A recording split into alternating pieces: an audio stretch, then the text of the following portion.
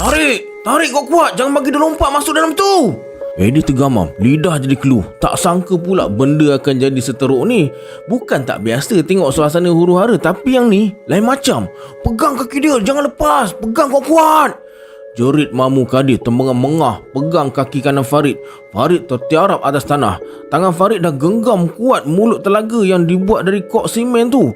Kalau dia terjun memang habislah. Eddie sendiri dah tak tahu macam mana nak rentap lagi kaki kiri Farid. Tenaga dia dah habis betul. Silap gaya dengan Eddie sekali boleh terjun dalam telaga 20 kaki tu. Mata Eddie melilong. Cari siapa lagi yang boleh tolong dalam waktu-waktu kecemasan ni. Kamal yang tadi sembang kencang sekarang dah tumbang mencium perdu pokok ceri. Bibir dia bengkak terkena sepakan penalti Farid masa amukan ni mula jadi. Sangkaran tadi dia tukang gelak paling bising, sekarang dah hilang tak tahu dia lari ke mana. Tupai, Eddie nampak dia bertinggi atas reban ayam, mulut tenganga tengok aksi sarkas ni. Kuat budak Tupai ni, kuat makan, kuat main, kuat melompat. Masalahnya Tupai ni anak monyet yang diorang bela dekat sini. Tak boleh nak minta tolong dekat dia. Dan Eddie masih tak faham kenapa seekor monyet diberi nama Tupai. Eddie nampak Sufian, anak ahli Pakistan, muka macam Saddam Hussein. Tali barut cikgu disiplin dekat sekolah dulu. Terlalu jujur orangnya tapi kurus keding. Bolehlah, janji Tan. Pian, ambil tali Pian, tali.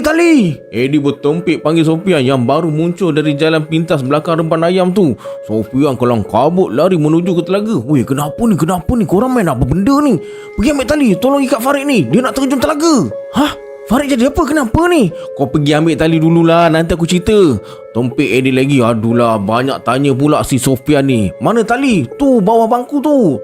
Tompik Mamu Kadir pula. Nafas dia dah tercungap-cungap. Farid makin meronta-ronta. Separuh badan dia dah terjuntai dalam mulut telaga. Dah tak ada jalan lain dah. Eddie lepaskan kaki Farid dengan sepantas kilat, terus peluk pinggang dia dari belakang. Farid toleh pandang tempat ke muka Eddie.